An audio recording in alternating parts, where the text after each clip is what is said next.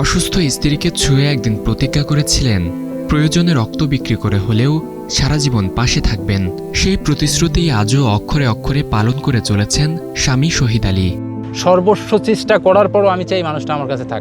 আমি বলছি যে আমার রক্ত বিক্রি করে হলেও ওর চিকিৎসা করব, ওকে স্বাভাবিক জীবনে আবার ফিরাবো। অসুস্থ স্ত্রী জান্নাতি এখন হুইল চেয়ার ছাড়া চলতে পারেন না। প্রতিদিন তাকে গোসল করানো, খাওয়ানো, পোশাক পরিয়ে দেওয়া থেকে শুরু করে সংসারের প্রায় সব কাজ নিজের হাতে করেন শহীদ আলী। জীবনের শেষ দিন পর্যন্ত স্ত্রীকে এভাবে সেবা করতে চান তিনি। আমি স্বামী ছাড়া ওর আল্লাহর দুনিয়া, এই দুনিয়ায় ওর আপন বলতে কেউ নেই। আর আমি চাই সারা জীবন যতদিন বেঁচে থাকবো আমরা দুজন একসাথে, আর বাঁচতে হলে একসাথে বাঁচবো, মরতে হলে একসাথে মরবো। একসময় গার্মেন্টসে চাকরি করতেন শহীদ আলী। পরে চাকরি ছেড়ে জমানো টাকা দিয়ে একটি মোটরসাইকেল কিনে ঢাকায় রাইড শেয়ারিং এর কাজ শুরু করেন। কিন্তু হঠাৎ টানা 10 দিনের জ্বরে আক্রান্ত হন জান্নাতি। এরপর তার শরীর অবশ হয়ে যায় এবং ধীরে ধীরে তিনি চলাফেরার ক্ষমতা হারান। স্ত্রীর চিকিৎসার জন্য নিজের আয়ের একমাত্র ভরসা মোটরসাইকেলটিও বিক্রি করে দেন শহীদ আলী। আমি সবকিছু নিঃস্ব করছি, বাইক শেষ করছি, জায়গা শেষ করছি, করার পর শুধু মানুষটাই বেঁচে আছে। এখন এই মানুষটাও যদি আমার জীবন থেকে চলে যায় তাহলে তো আমার দুনিয়ায় কিছুই থাকলো না। এই সংসারের প্রয়োজনীয় জিনিসপত্রও বিক্রি করতে হয়েছে তাদের।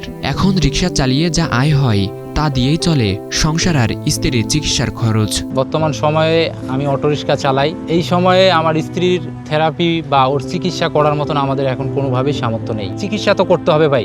যেখানে সামান্য মনোমালিন্যই অনেক সংসার ভেঙে যায়, সেখানে এই দম্পতির গল্প যেন ভালোবাসার এক বিরল উদাহরণ। কঠিন সময়ে সবাই যখন তাদের ভবিষ্যৎ নিয়ে প্রশ্ন তুলেছে, তখন শহীদ আলী স্ত্রীকে ছেড়ে যাননি, বরং প্রতিটি কষ্ট, প্রতিটি বাধা আর প্রতিটি সংগ্রামে তিনি হয়েছেন স্ত্রীর সবচেয়ে বড় ভরসা।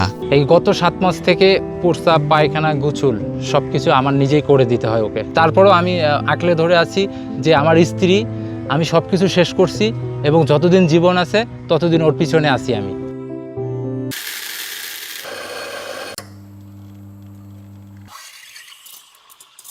একসময় স্বাভাবিক জীবন কাটানো এই তরুণী আজ হুইল চেয়ারে বন্দী, কিন্তু তার পাশে অটল হয়ে দাঁড়িয়ে আছেন একজন মানুষ।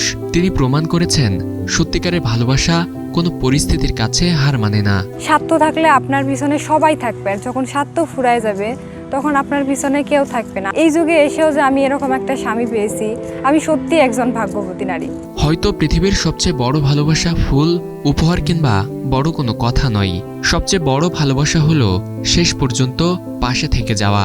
শহীদ আলীর গল্প মনে করিয়ে দেয় সত্যিকারের জীবনসঙ্গী সেই যে সুসময় নয়, দুঃসময়ের প্রতিটি মুহূর্তে হাত ধরে রাখে। ফরিদুল ইসলাম ইমন, নিউজ 24, ঢাকা। এই যুগে এসেও যে আমি এরকম একটা স্বামী পেয়েছি, আমি সত্যি একজন ভাগ্যবতী নারী।